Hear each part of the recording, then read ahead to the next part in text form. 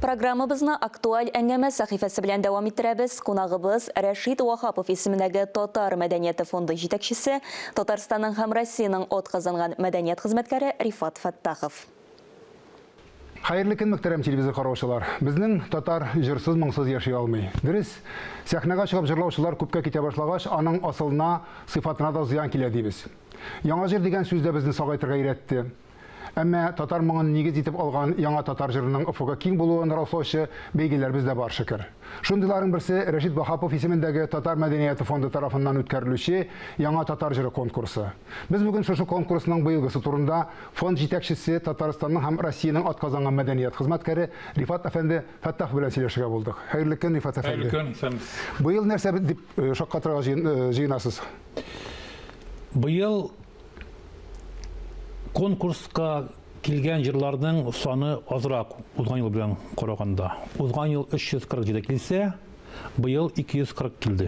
Әмма быелгыларның сыйфаты югарырак.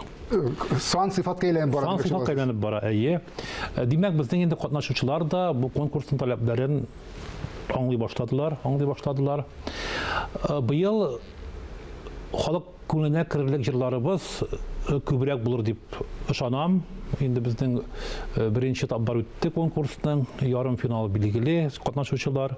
Менә шушы көннәрдә, әйтик, 1 декабрьдә финалда катнашучылар билгеле була.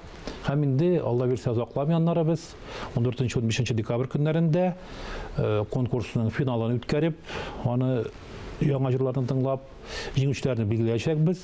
Һәм Алла бирсә, инде Ходай насыйп итсә, киләсе елның март айларында өр-яңа татар җырларын тыңлап хозурланырга насыйп булыр дип өметләнәм.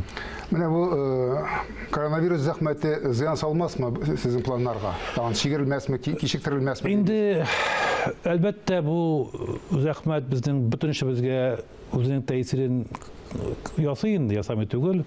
Менә шуңа күрә дә без 14-15 декабрьдә финал тыңлауларын да 2 форматта үткәрәбез. Офлайн форматта турыдан-туры килеп җырлыйлар безнең башкаручыларыбыз, жюри каршына басып. Әмма ләкин кайбер кешеләрнең бит әле менә бу авыру белән бәйле кайбер чикләүләр бар. Кемнәрдә дә QR кодлар да юк. Әмма ләкин шуңа карап кына без иҗади процессны туктатырга тиеш түгел. Шуңа күрә без быел 2 формат сайдыбыз финалга. Офлайн режим һәм онлайн режимда да катнаша алалар. Чөнки әлбәттә бу күпмедер жюрига объективлык җәһәтеннән кыенлар тудыра. Теге язманы тыңлау бер әйбер, турыдан-туры тауыш икенче әйбер. Әмма ләкин кабатлап әйтәм, безгә бу чорда әлеге шир белән көрәшергә, әлеге ширгә бирешмәскә һәм шуның бирешмәүнең бер юлы иҗади проектларыбызны туктатмау кирәк. Әлбәттә, саклану чараларын истә тотып. Иҗади проектларның тагын берсе халык җәүһәрләре дигәнен күрдек без менә. Бу проектыгыз сезнең үзешчәннәрне профессионаллардан айыру өчен эшләнәме, әллә ул махсус проектмы? Ул әлбәттә махсус проект, өр-яңа проект, чөнки без беләбез инде безнең халык арасында, авылларда, шәһәрләрдә, башка төбәкләрдә бик көчле табигать тарафыннан куелган көчле тавышлар бар. Әмма алар ниндидер сәбәпләр аркасында зур сәхнәгә чыга алмый калганнар. Алар безнең бик күп сәхнәгә омтылган бик күп яшьләргә үрнәк итеп куярга була. Менә шуңа күрә безнең күптәнге хыялыбыз инде аларны бер зур сәхнәгә җыю, аларны зур сәхнәгә күтәрү. Менә без хәзер бу эшне алып барабыз интернет челтәрләрдә һәм күренә халык тарафыннан да бик зур кызыксыну. Инде без Ходай насыйп итсә шулай ук киләсе елның март аенда Казанда аларның зур бер концертын үткәрергә уйлыйбыз. Һәм максатыбыз әлбәттә киләчәктә менә бу шул халык җәүһәрләре дигән проект олы бер фестиваль дәрәҗәсенә күтәрелер дигән өметебез бар. Бу Татарстанда яшәүчеләр өчен түгел. Татарлар яшәгән төбәкләр. Әлбәттә, мәсәлән, менә минем якташым Шамил Мустафин дигән уникаль җырчы егет. Ул һичшиксез сәхнәгә, профессиональ сәхнәгә чыккан булса, бүген иң көчле татар җырчыларының берсе була иде. Әмма ләкин ничәсен, теге тарихта шартлы фигыль юк. Шулай булып калган. Әмма без андый талантларыбызны югалтырга хакыбыз юк. Беренчедән алар безнең милли моңыбызны саклап калар төбәкләрдә. Шуның белән беррәттән алар теге яки бу төбәктә милли рухны саклыйлар.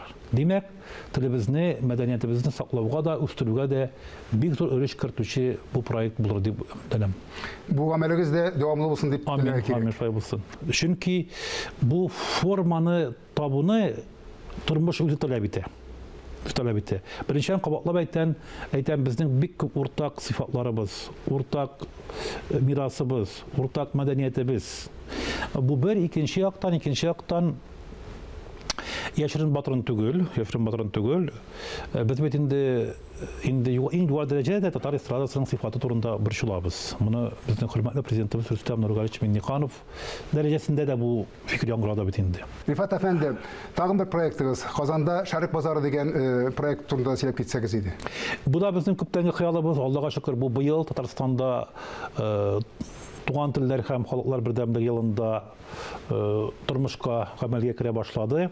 Ул да булса төрки эстрада вәкилләрен бергә туплау һәм безнең бит инде бик күп уртаклыкларыбыз беләбез. Элегрәк елларда да булган, хәзер соңгы вакытта бераз бу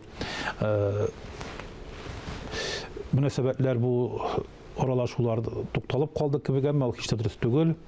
Чөнки безнең беренчән уртак сыйфатларыбыз бик күп, безне берләштергән сыйфатлар бик күп. Безнең бит инде моңабыз бер, табырларыбыз бер.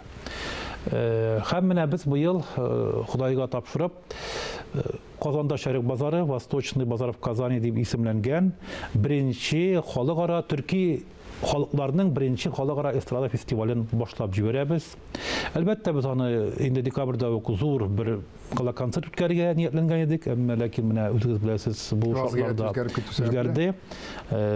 Шуңа күрә без аны киләсе елның җәенә күчердек. Әмма ләкин быел менә шушы көннәрдә, декабрьдә без Казан ратушасында, инде мәркәзебезнең иң затлы, иң матур залларының берсендә бу проектны тәкъдим итү кичәсен, аны тантана төстә ачып җибәрәбез. Һәм мин уйлыйм, моның да киләчәге бар. Заманында әйтик, 40-50 елларда узган гасырның шул ук казак җырчылары, шул ук Бибигөл Түләгәновалар әйткән бар, алар Рәшид Вахаповлардан өйрәнгән булсалар. Бүгенге көндә безнең тугандаш халыкларның эстрадасы, шул ук казак, Азәрбайҗан, Үзбәк эстрадасы Ияндерлек үрнәкләр бар демәкче буласыз. Бар, йомшак итеп әйткәндә. Һәм иң мөһиме шунда, алар бик кыю рәвештә формалар үзгәртәләр. Яңалыкка юл ачык аларда. Әмма ләкин шул вакытта аларда милли нигез бик нык сакланган. Менә безнең без бер яктан икенче якка сикергә рабы тоталар.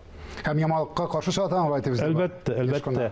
Менә бу яктан безнең өчендә әйтик, гомумән безнең өчен түгел, башка бер милли эстрадалар өчен дә үзара аралашу, иҗади багланышларны ныгыту бары тик уңай булыр дип уйлыйм, иҗади үсешкә китерер дип уйлыйм. Иншалла шулай булсын. Ага таба да уңышлар юлдаш булсын, безгә бергә эшләргә насыйп булсын. Амин. Рәхмәт.